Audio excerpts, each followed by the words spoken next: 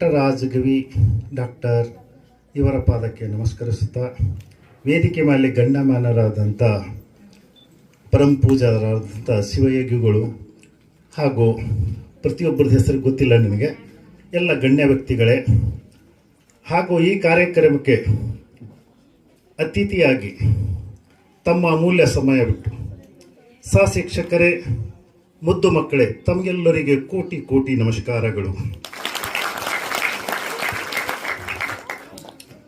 ನನಗೆ ಈ ಕಾರ್ಯಕ್ರಮದ ಭಾಗ್ಯ ಇವತ್ತು. ಬಟ್ ಭಾಳ ಜನ ನೀವು ತಿಳ್ಕೊತಿರ್ಬೇಕು, ಗುರುಗಳಿಗೆಲ್ಲ ಕರೆಸ್ತಾರೆ, ಆದರೂ ಖಾಕಿ ಬಟ್ಟಿಗೆ ಯಾರೂ ಕರೆಸೋದಿಲ್ಲ. ಬಟ್ ಅದಕ್ಕೆ ನಾನು ಶ್ರೀ ರೇವಣಸಿದ್ದಯ್ಯ ಶಿಕ್ಷಕರಲ್ಲಿ ಮನವಿ ಮಾಡುವುದೇನೆಂದರೆ, ನಾನು ಕರೆಸಿ ಇದು ಅವಕಾಶ ಮಾಡಿಕೊಟ್ಟಿದ್ದಕ್ಕೆ ಅವರಿಗೆ ತುಂಬ ತುಂಬ ಧನ್ಯವಾದಗಳು. ಇಂದಿನ ಕಾರ್ಯಕ್ರಮ ಹುಟ್ಟು ಹಬ್ಬ ಅಂದರೆ ಪರಂ ಪೂಜಾ ನಡೆದಾಡ ದೇವರು ಪಂಡಿತ ಡಾಕ್ಟರ್ ಪುಟ್ಟರಾಜ ಗವಿಗಳು 111ನೇ ಹುಟ್ಟುಹಬ್ಬ ಹಾಗೂ ಅವರ ಗುರುಗಳಾದಂಥ ಪಂಚಾಕ್ಷರಿ ಗುರುಗಳರದು 131ನೇ ಹುಟ್ಟುಹಬ್ಬ ಇವತ್ತು. ಹೆಂಗೆ 33 ನೋಡಿ, ಒಂದೇ ದಿವಸ ಗುರು ಶಿಷ್ಯರ ಕೂಡಿ ಬಂದದಂದ್ರೆ ಎಷ್ಟು ಅದೃಷ್ಟವಂತವ್ರು ಅವರು.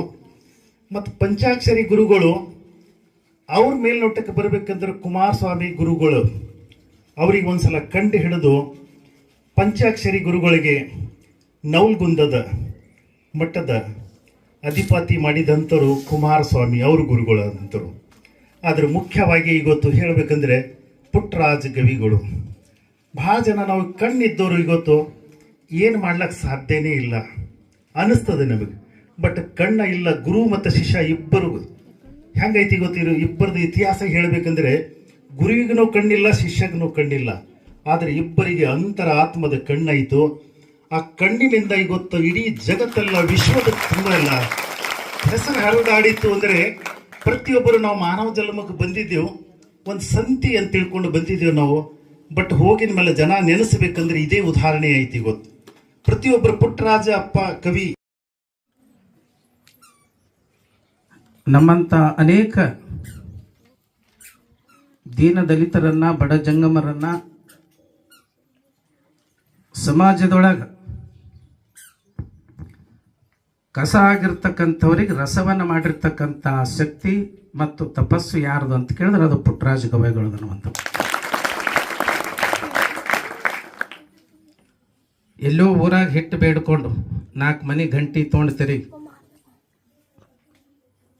ಭಿಕ್ಷೆ ಬೇಡುವಂಥದನ್ನು ಬಿಡಿಸಿ ಅಕ್ಷಯ ಪಾತ್ರೆಯನ್ನು ನೀಡಿದವರು ಪುಟ್ಟರಾಜ ಗುರುಗಳು.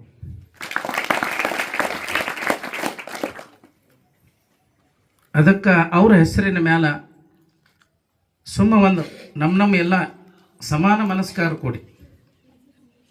ವರ್ಷಕ್ಕೊಂದು ದಿನ ಅವ್ರು ಏನೆಲ್ಲ ಸಾಧನೆ ಮಾಡ್ಯಾರ, ಅನೇಕ ಸಂಗೀತದೊಳಗೆ ಎಷ್ಟು ಸುಮಾರು 10-11 ವಾದ್ಯಗಳನ್ನು ನುಡಿಸುವಂಥ ಸಾಮರ್ಥ್ಯ ಅವರಿಗಿತ್ತು.